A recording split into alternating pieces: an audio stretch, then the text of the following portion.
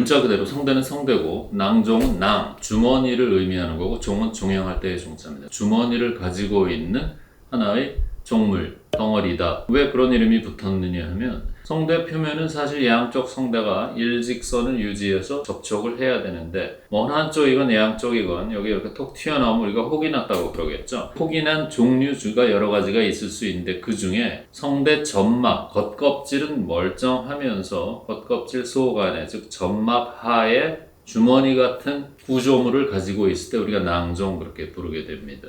내시경으로 성대 표면을 이렇게 쳐다보았을 때에는 마치 겉껍질 얇은 점막 속 안에 계란 노른자가 들어있듯이 동그란 것이 자라나는 그런 종양의 모습도 아니면서 뻘겋게 부어오는 염증의 모습도 아닌 자리를 잡고 있는, 이걸 표현할 때 제일 흔히 우리가 설명하는 것이 책상 위에 탁구공을 놓고 젖은 손수건이나 보자기를 그 위에 덮었을 때와 같은 그런 비슷한 모양. 이렇게 보이면 이제 모양으로 낭종을 의심하게 되는 거죠. 근데 이 낭종이라는 것은 어떻게 생긴 거냐 하면 우리 몸 어디에나 피부에는 땀샘이 있을 것이고 피지선이 있을 것이고 무엇을 분비하는 그런 그 선들이 있습니다. 근데 성대 표면에도 완전히 매일 부딪히는 그 면을 제외한 다른 부분에는 점액을 분비하는 점액선들이 있는데 그것이 밖으로 분비되지 못하고 안으로 고였을 때, 흔한 예로 피부에서 보자면 우리 요 T존 트러블이 생길 때 땀구멍이 막히거나 점액선 구멍이 막히면 속 안에서 노리끼리하게 고이면 이렇게 짜내면 나오는 경우가 있단 말이죠. 피지낭종이라고 부릅니다. 그런 경우처럼 성대에도 그렇게 후천적으로 생길 수 있는 것이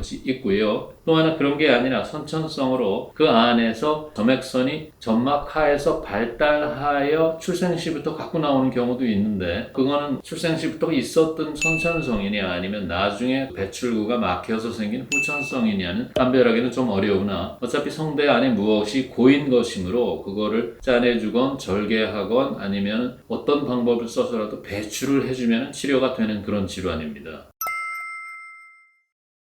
목소리를 쓰는 사람들에서 제일 많이 오는 성대의 양측에 조그만 혹이 나듯이 살이 튀어나오는 결절이 제일 많은데 모양은 비슷하겠죠. 근데 결절은 오랜 시간 같은 자리를 마찰했을 때 살이 두꺼워져서 생기는 군살을 표현하는 말이기 때문에 우리가 연필을 오래 잡아 여기 생기는 펜혹이나 신발을 오래 신고 다녀서 두꺼워진 발뒤꿈치, 이런 것들이 속 안에 무엇이 고인 게 아니라 껍질이 두꺼워진 거 아니겠습니까? 결절은 색깔이 단일 색깔로 보이게 되고 되게 양쪽 대칭적으로 오는 반면에 낭종은 한쪽에 오고 속 안에 계란 노른자를 보듯 색깔이 약간 노란색을 띤 동그란 것이 점막 속에 비쳐 보이는 걸로 우리가 흔히 감별을 합니다.